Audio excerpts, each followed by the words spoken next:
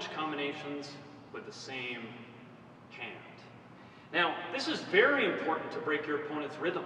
Most people only dad, dad, dad, they just alternate hands. They're not breaking rhythm.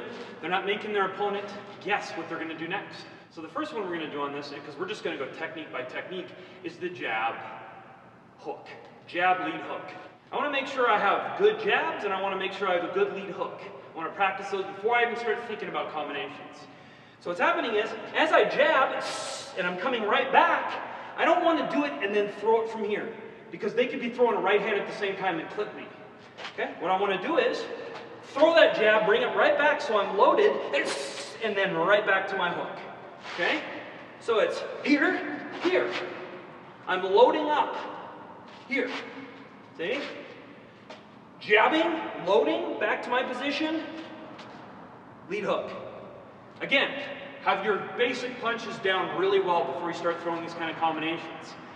Because what happens is I'm throwing this, I can start switching up, breaking my opponent's rhythm. So I can be here, as I come back here, I could go cross. He doesn't know what I'm doing.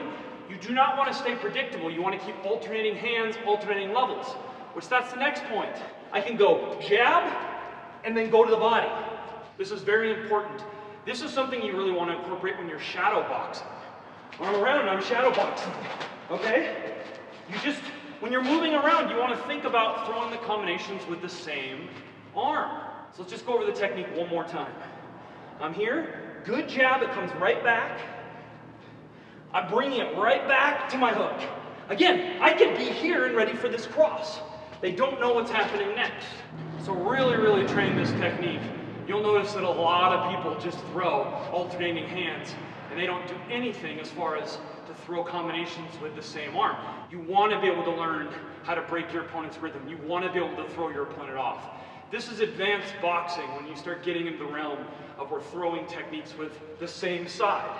Again, very important to break your opponent's rhythm and to catch your opponent off guard and to start thinking ahead when you're in a combat situation.